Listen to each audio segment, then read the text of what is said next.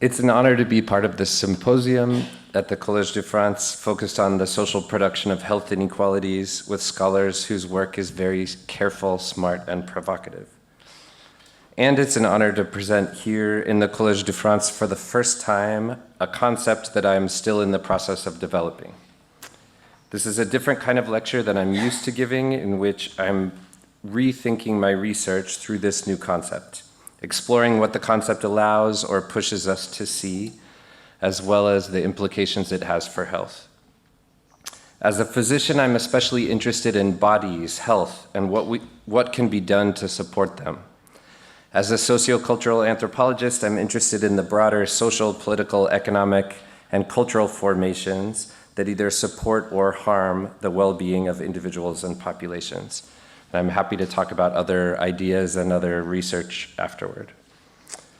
So today, I'd like to explore together with you this concept that I'm working through. First, I'll define what I'm calling Enviro-Anthropo-Genesis and its relation to health inequalities.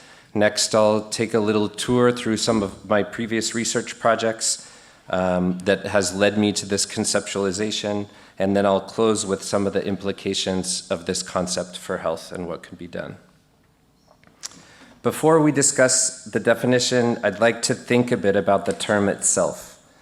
In the 1980s, Nancy Shepherd Hughes and Margaret Locke rethought illness in terms of mind-body-society interactions, and they wrote, quote, "As we struggle to explore the illness experience from a perspective that entails an appreciation of humans as simultaneously physical, social, economic, and symbolic beings, we're without a language. And so we're left hanging in mid-air, suspended in hyphens that testify to the radical disconnectedness of our thoughts. We resort to such fragmented concepts as the biosocial, the psychosomatic, the psychosocial.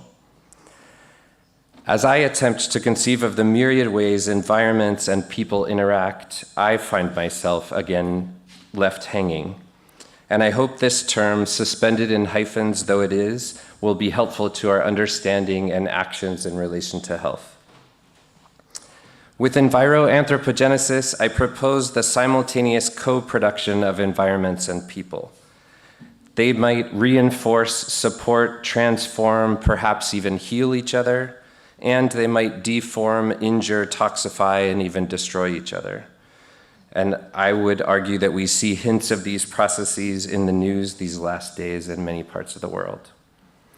Bodies of land and water, as well as entire ecologies, may be made and unmade by social formations such as colonialism's construction of material infrastructure, canals, roads, dams, and enclosures or camps. They might be transformed by ideological or racialized blocs who enact walls, detention centers, bombs, drones, and wars. Environments may be remade by the hierarchies and practices of plantation and plantation-like societies historically and contemporarily. And they may be cared for or injured by solution-oriented high-tech agriculture, grassroots movements for environmental sustainability, and the political responses to them, including climate agreements and denials. Each of these realities takes place in the context of people, including indigenous societies, adapting to and modifying waterways and the organization of plants and animals in ways that persist with multi-species flourishing over the longue durée. From California, I think of centuries of extractive relations alongside specific policies of natural park protection, ignoring indigenous knowledge and ecological cycles that, along with increasingly dry months and high winds, lead to wildfires that destroy human and non-human habitat. This destruction has significant effects on physical and mental health, leaving many of us in fear of the natural parks around us. On the other hand, people as bodies and social formations are simultaneously assembled and disassembled by environmental formations. Protected waterways and natural parks in Europe irrigate the intensification of industrial agriculture, following what some scholars call a California model, that adheres the maximum use of water, pesticides, and plastics, as well as the maximum exploitation of the bodies of workers, often racialized and othered through immigration policy and xenophobia. Borderlands, emptied of habitability, solidify and make lethal ethno-racial hierarchies, differentially protecting or injuring specific categories of bodies. Clean or polluted airways and waterways may ameliorate or intensify sickness differentially along specific populations. And mountains granted legal rights by courts participate in more than human democracies, similar to the Parliament of Things proposed by Bruno Latour. Here I think of James Scott's book on zomia, in which specific plants allow people to be mobile and not to be subsumed under specific governance regimes. I think of the sacrifice zone surrounding the Ilva steel plant in Italy that produces high rates of cancer in humans and required the slaughtering of animals on which local populations had long depended due to high rates of dioxins. Enviro-Anthropo-Genesis reminds us that the separation between environments and people are not easily drawn, and that careful thinking with hyphens might be necessary as we develop new language to understand and respond to these relations. As a simple example, as people walk through a field over time, a path develops, modifying the geography of plants, soil, and snails. That changing geography then focuses the route taken by other humans, and so on. I'm sure you can think of other examples. One simple one that's not in the time frame I'm thinking about is in this room with the air conditioning broken, all of us being here together for hours raises the temperature, meaning that some of us have to take off our jackets because it's too hot. So thank you for bearing with us today.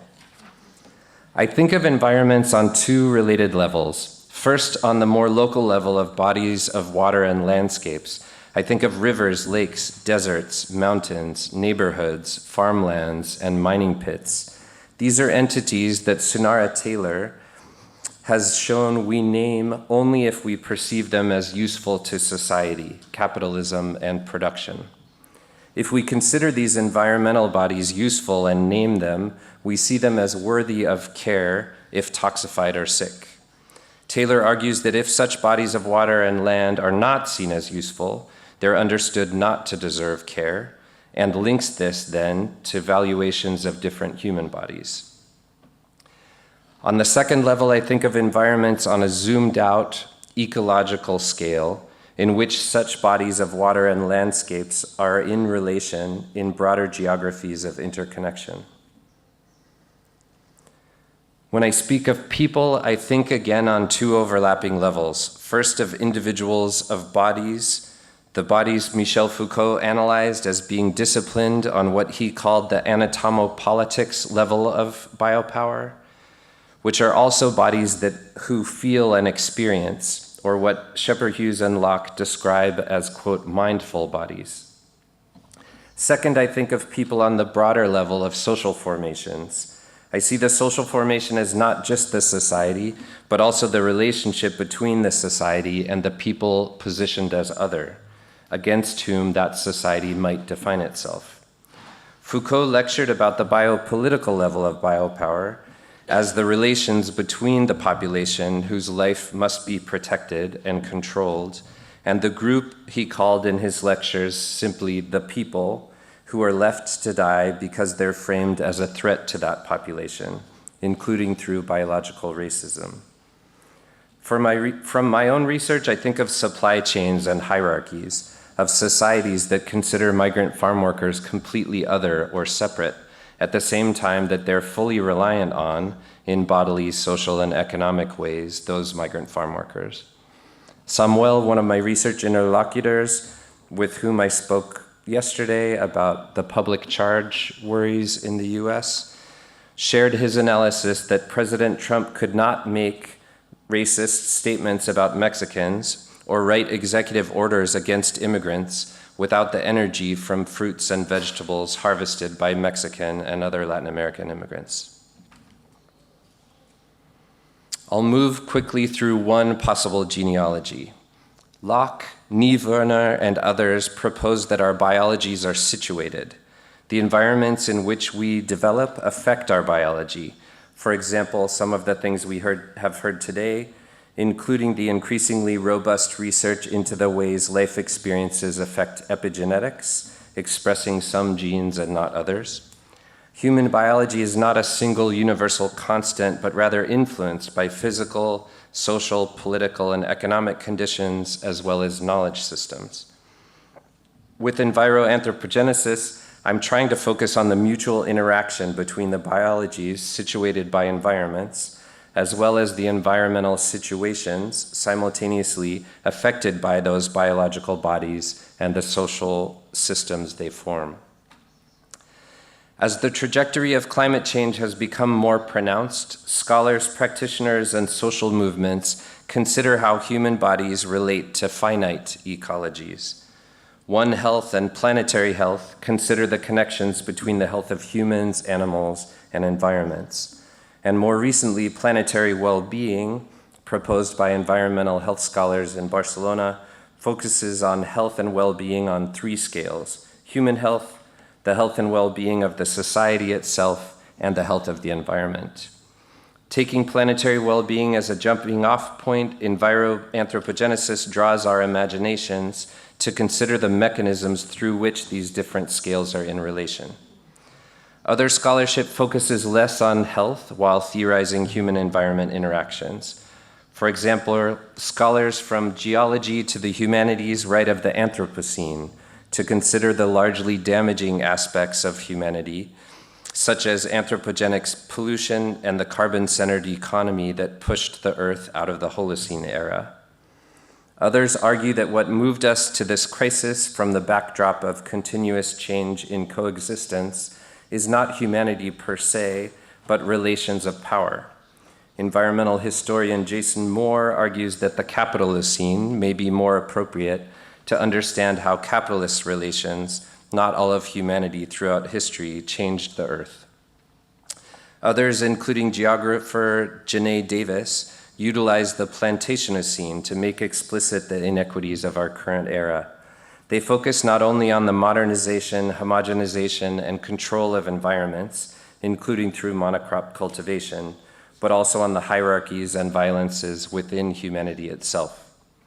Thinking with the plantation demands attention to 1, human control over nature, 2, the displacement and enclosure of indigenous people inherent to the seizure of land, and 3, violent control over racialized people and their labor, from slavery in the Caribbean to the mistreatment of migrant agricultural workers in North America and Europe today.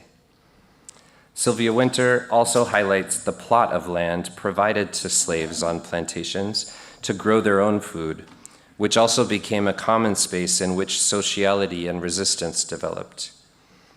From these discussions, Christiana Bastos, Deborah Heath, and others played on a formulation from Vincent Després to discuss plant anthropogenesis, which they call a concept method. They highlight the entanglements between plants and people over historical time. They point out that, quote, like people, plants are workers of a particular sort: sugar canes, pineapples, grapevines, berries, to mention just a few, work alongside the humans in the fields where they grow, in the mills and factories where they're transformed into products, in the markets that price them and shape human and vegetal destinies, and in the categories that organize social existence, hierarchies, class, and race. Plants also actively work in counter-plantation gardens and small plots. In discussions of plant anthropogenesis, we began to realize that it's not just plants doing work alongside and on humans, but also minerals, rivers, canals, and landscapes themselves. Bastos and I began to think with Enviro-Anthropo-Genesis to consider how environments and people influence and produce each other over time, as well as how they relate to health inequities. So next, I'll walk through some of the empirical research that pushed me to understand health and sickness as inherently interconnected human, social, and environmental realities. Fresh Fruit, Broken Bodies, which was published in French last year, grew out of a project in which I followed indigenous Triqui Mexican migrant farm workers in Mexico and the US. These families speak Triqui, their indigenous language, and preceded the arrival of Spaniards to Latin America by hundreds of years. They differ from Mestizo Mexicans, whose ancestry is a mix of indigenous and Spanish, and whom many Europeans and North Americans imagine when they hear the word Mexican. The research sought to understand the ways in which social hierarchies affected the health of indigenous Triqui migrant farm workers. Originally, I focused primarily on the ways in which social hierarchies impacted health, and today I'm beginning to rethink that research through Enviro-Anthropo-Genesis, drawing out some of the roles of the environment in relation to health. This transnational project involved multi-sited or multi-situated fieldwork accompanying indigenous Triqui migrants from Oaxaca, which is one of the economically poorest states in Mexico with one of the highest proportions of indigenous population. In rural Washington state and California, I lived in migrant labor camps, harvested berries and pruned vineyards, accompanied migrant workers to clinics and hospitals, and interviewed farm employees, physicians and nurses, and area residents. Next, I spent several months in the Triqui home village of San Miguel in the mountains of Oaxaca, Mexico, harvesting and planting corn and observing interactions in the village's clinic. And in spring, I was invited to accompany young men from the village as they ventured to a border town, made contact with a coyote or a border crossing guide, and crossed the desert into Arizona, were apprehended by the Border Patrol and put in Border Patrol jail. And I've returned to visit each of these sites multiple times since. This ethnographic research showed some of the contours of the social formation of intensive agriculture with different roles on farms. These positions then correlate with body position in work, immigration status, language spoken, ethnicity, as well as geographic position and housing quality, all related to the y-axis, which is from most to least respect, health, financial security, and control over one's time and others' labor. So it's a multiple y-axis made by a medical doctor and anthropologist. Working and living conditions within this formation map onto hierarchies of citizenship and ethnicity, with undocumented indigenous Triqui people inhabiting the bottom rung of the hierarchy with the most stressful, humiliating, and physically strenuous jobs, with the most exposure to weather and pesticides, while they live in the coldest, wettest shacks in the most hidden labor camp. The spatial organization and the legal approval of the conditions of labor camps for Mexican workers are made possible historically by social hierarchies, housing regulations, and immigration policies that are themselves made thinkable by longer histories of US imperialism and European colonialism in Latin America. In other words, this specific environment is produced by social formations over the longue durée, and the labor camp, in a sense, then, produces and reinforces categorizations of racialized workers who are understood to belong to those conditions. These living and working conditions, then, lead directly to health inequalities. In the US, agricultural workers in general have an occupational fatality rate 5 times higher than average. More specifically, migrant and seasonal farm workers experience increased rates of injuries, HIV, tuberculosis, heat stroke, anxiety, sterility, liver and kidney disease. And the Center for Disease Control recently found that migrant farm workers die from heat 20 times more than national average. Yet despite this poor health status, migrant farm workers face many barriers to healthcare. Despite the increased occupational injury rate, farm workers are excluded from workers' compensation benefits, including healthcare in most states. And indigenous Mexican migrants have significantly lower rates of health insurance than their mestizo Mexican counterparts. Finally, right now in the US, as well as last week on public transportation in Paris, undocumented immigrants, as well as some documented immigrants and even citizens, are being detained and families separated, with the all too expected harm to health and access to health care. The social hierarchy inherent to industrial agriculture falls along and reinforces these lines of citizenship, race, and class in society. North American and European societies requiring cheap fresh fruit and vegetables produce plantation-like monocrop fields.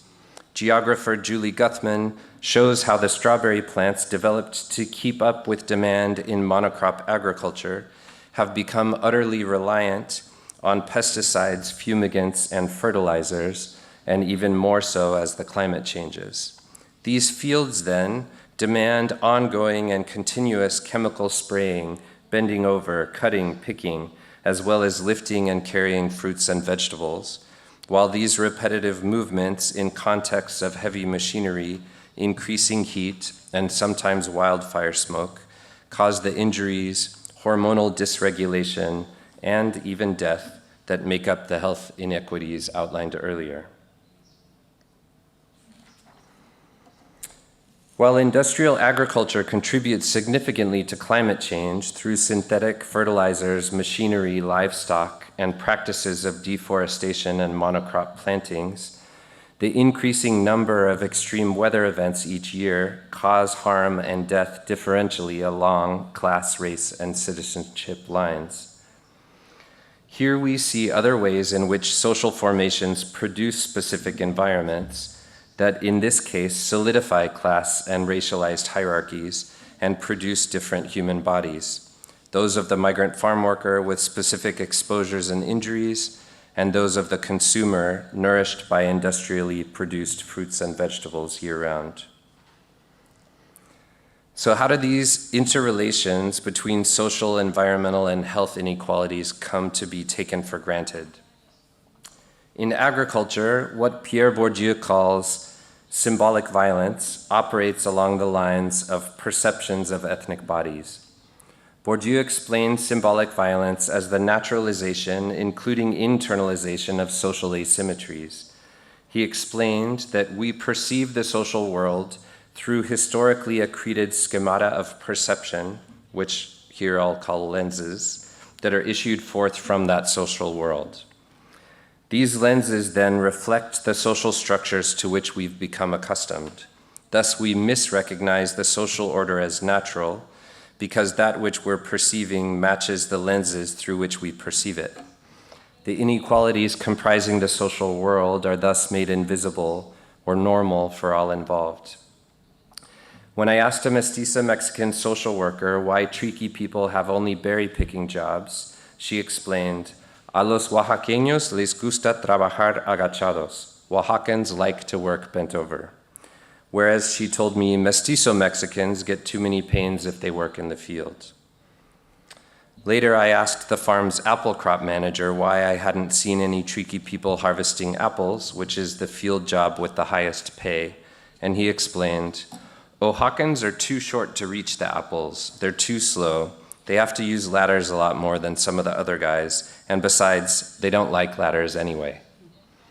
He continued that Oaxacans are perfect for picking berries, quote, "because they're lower to the ground," unquote. The same thing a California senator said in a hearing about migrant labor. In turn, this naturalization of their position bent over picking berries also justifies their increased exposure to pesticides, fertilizers, and fumigants. These perceptions of bodily difference along ethnic lines serve as the lenses through which symbolic violence is enacted. In this way, each category of body is understood to deserve its social and geographic position.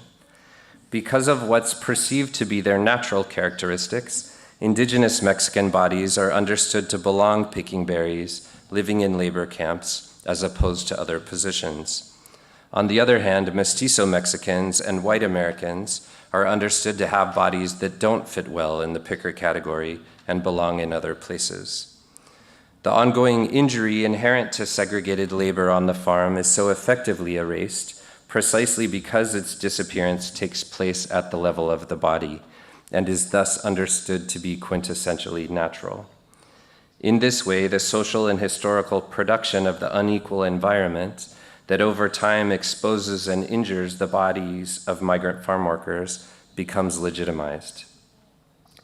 In society at large, legitimizations of social and health inequities affecting migrant farm workers fall along the lines of empirically erroneous conflations of immigration with criminality. President Trump, for example, called Mexicans bad hombres, and now states that his current mass immigration raid and detention program is deporting criminals, while the judges with whom I spoke in my research shared that the majority of undocumented immigrants are more law-abiding than the average US citizen. Such legitimizations of inequality also conflate territory with people, following what Loïc Vacant terms territorial stigmatization. In a recursive intensification, the territory of Mexico and of Oaxaca specifically are stigmatized as less modern and poor, and the people from those places are perceived through that same stigmatization. The stigmatization of those territories and people developed in relation to histories of transnational and internal imperialism is at times used to justify the displacement of indigenous people from their land in Mexico and the unequal environments in which they live and work in the United States. In healthcare, akin to what Michel Foucault termed the clinical or medical gaze, the physicians who treated tricky migrant farm workers utilized narrow lenses that decontextualized sickness, understanding it not in relation to the social or environmental formations in which it developed, but in relation only to individual biology or behavior. While hardworking and well-meaning, clinicians often told workers that they caused their own musculoskeletal injuries due to their behaviors, including, quote, not knowing how to bend over correctly, unquote. When seeking care for headaches or anxiety caused by discriminatory treatment on farms, including differential assignment of housing and work position, workers were not offered support for change in their work or living environment, but rather therapy for their individual behavioral health. The social formation of biomedicine, then, draws attention away from and functionally hides the social and environmental inequalities that produce injured and sick bodies unequally. At the same time, indigenous migrant farm workers confronted these social and environmental inequalities, organizing strikes to demand fair pay without wage theft, an end to racist name-calling and preferential promotion of people from specific backgrounds, and improvements in the labor camps where they live, cook, sleep, and celebrate birthdays and baptisms. They sued the state to demand they be paid according to the legal minimum wage, and they pushed for policies to protect all farm workers from heat stress and heat stroke. These strategies of resistance then led to transformations of social formations, environments, and health, reworking some of the relationships of Enviro-Anthropo-Genesis in which we all live. More recently, graduate students and I worked with a binational Indigenous Mexican-led organization to study the experiences of Indigenous Mexican farm worker families during the COVID pandemic, who were among multiple populations declared essential workers by the government. One of the findings most striking and painful to me was that 73% of the farm worker households in our study experienced food insecurity, defined as the inability to eat 2 full meals a day. 48% reported being able to eat only 1 full meal a day, and 25% reported not being able to eat even 1 full meal in a day.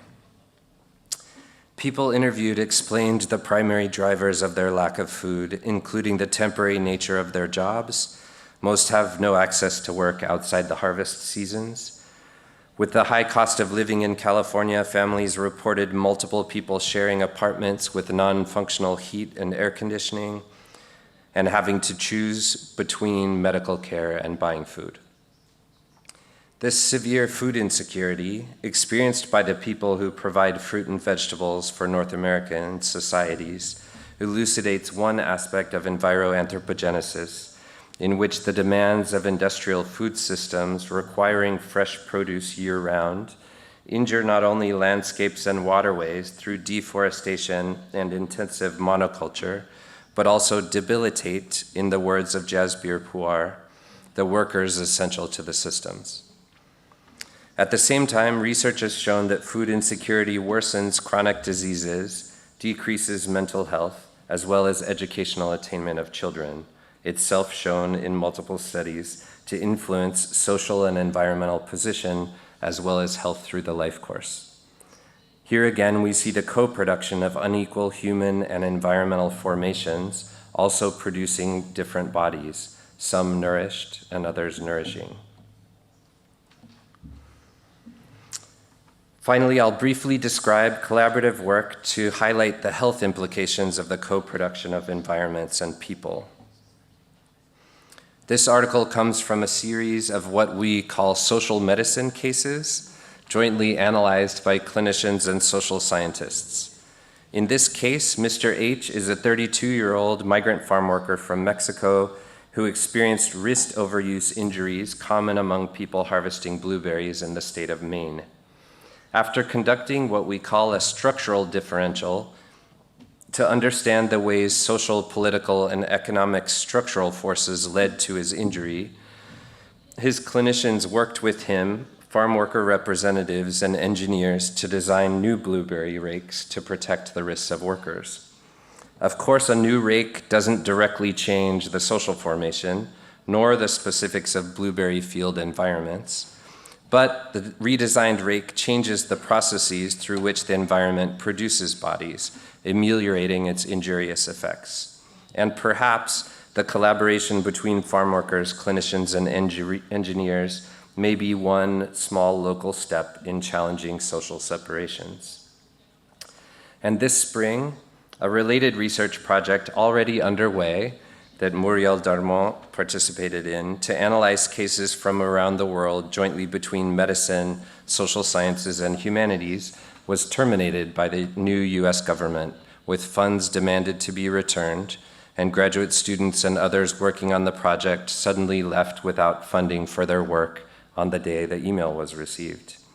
Such grant terminations after approval, contract signing, distribution of funds, and the beginning of research is rather unprecedented and seems to go against contract law. The emerging anti-science, anti-dissent, authoritarian social and political formation in the US is deliberately cutting short collaborations that could theorize and potentially change this mutual production of social, environmental, and health inequalities. This slide is from the Structural Competency Working Group that I'm a part of in the Bay Area and around the world, highlighting in this first slide that in some research, as Bruce Link and Joe Phelan have pointed out, focused on health disparities, social inequalities are taken for granted, and the focus is on the mechanisms leading to the health disparities. In our group, and learning from Jonathan Metzl, Helena Hansen, and others, we're focusing also on the social structural forces that produce the inequalities in the first place, or what Latin American social medicine scholars like Jaime Braille call the social determination of health as a verb and process. This is a framework we've been developing to train health professionals in critical thinking about the social production of health inequalities. So what might it mean to add the role and action of environments into this framework? In the working group, we show the importance of structural processes through clinical examples. For example, Mr. M, whose experiences I'll move through very quickly just to give you a rough idea. According to the medical chart, Mr. M is drinking and found unconscious and taken into the emergency room. And that's what the clinicians know about him and mark in the record. But if we ask more questions and get to know him more, we learn he's a fourth-generation corn farmer in Oaxaca. There was an influx of cheap US corn, so he couldn't make a living. He had to move to California, where he started working as a day laborer.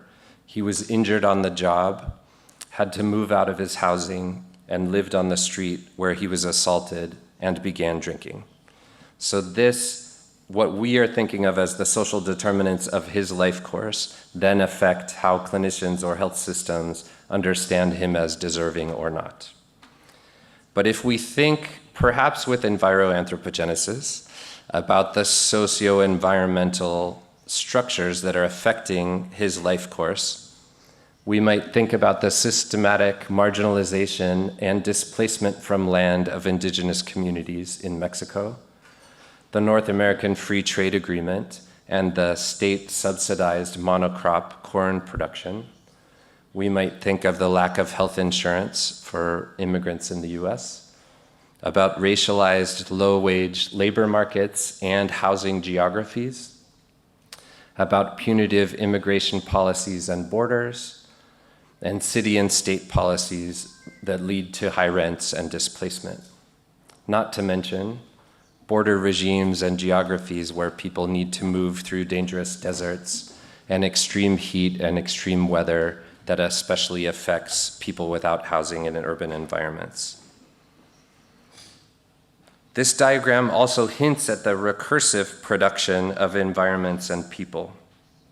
Hierarchical social formations based in extraction and accumulation produce environments increasingly inhospitable to specific groups of people who are displaced and become positioned in the boundary work of transnational social formations, increasingly anxious about racialized others in the midst of anxieties over and denials of finite resources and climate change. So this is one attempt to incorporate Enviro-Anthropo-Genesis into a framework to both understand health and train health professionals. To understand the embodied connections between people categorized as migrants and people categorized as society, I'm grateful to be working with a team of brilliant postdoctoral and doctoral researchers in an ERC project called Food Circuits. Each of them is focusing on a specific circuit of fruit or vegetable understood through regional or national identities, what we might think of as gastro-nationalism or gastro-regionalism. Following these fruits and vegetables and all the embodied people who come into contact with them, from agriculture to supply chains to consumption, we want to understand how such connections become invisibilized. And visual anthropologist Alessandra Tatic is leading us in developing visual data to analyze this more directly. Some of the photos from her and other researchers I'm using today. We discuss and theorize our field research together regularly, tracing connections between people, environments, and health. And we experiment with collaborative research alongside food circuit workers themselves, some of whom also come to work in France through temporary work companies that Frédéric Decos, Emmanuel Elio, Ana Portilla, and others have studied. Our joint discussions contribute, for me, to the need and opportunity for a new paradigm or concept method. Today, I'll share brief preliminary findings intercalating people and environments. Postdoc Mael Vizcarra's fieldwork in the California strawberry circuit highlights how monocrop industrial farming is a continual attempt to subjugate land, yet the furrows between strawberry rows are impossible to keep completely flat and even, not only because the machinery and production practices are aimed at maximizing planting, but also because the earth refuses to be tamed, weeds grow, puddles appear and sink away, and strawberry plants sprout offshoots. This is the uneven ground through which farm workers move, hunched over heavy metal carts holding cardboard flats to be filled with strawberries, and because they're paid per box, many workers run back and forth to fill their boxes as quickly as possible, leading to chronic and acute ankle and knee injuries. I won't read a quote about the ways in which the asparagus and asparagus fields have allowed people from East Germany to survive with the fall of the wall and people coming from West Germany and buying more land. And I won't talk very much about, and the previous research was by Alexandra Voivoziano and Hanna Wadler, and this research by Paul Sperniak-Wolfer in greenhouses in Austria, looking at the effects of heat on bodies, specifically on Romanian workers, and the ways in which this taxing heat and work has led to Austrian farmers' hope of the figure of the Nepali worker, who is positioned as especially physically resistant to heat, such that this group of racialized and geographically imagined bodies are cast as capable of continuing this agricultural project. So each of these brief vignettes, this is my last slide, signals an aspect of what I'm thinking of through Enviro-Anthropo-Genesis. From systems of food production and imperfect control over nature, producing injured ankles, to asparagus fields allowing family survival, to specific racializations in humid microenvironments. So today, I want to leave us with a set of questions. In what ways might asparagus fields produce different bodies than greenhouses? Do strawberry fields and migrant labor camps maintain national identities and borders?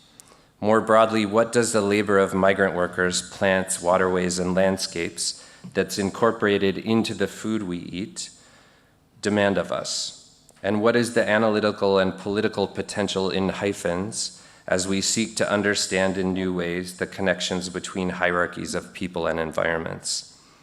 So if we as social scientists, health professionals, and members of society in this amphitheater are to orient toward decreasing social health inequalities, what will thinking with Enviro-Anthropo-Genesis lead us to change in our research questions or methods, in clinics and health systems, social, housing, and immigration policies, and the EU's Common Agricultural Policy? We're in a historic moment of attacks on populations and bodies, landscapes and ecologies, as well as research and education. Enviro-Anthropo-Genesis invites us to direct our attention toward connections, denaturalizing social inequalities, challenging symbolic violence, territorial stigmatization, and narrow gazes. And this line of thinking might encourage us to foster connections and coalitions across differences to protect and care for one another in our more than human environments. Thanks.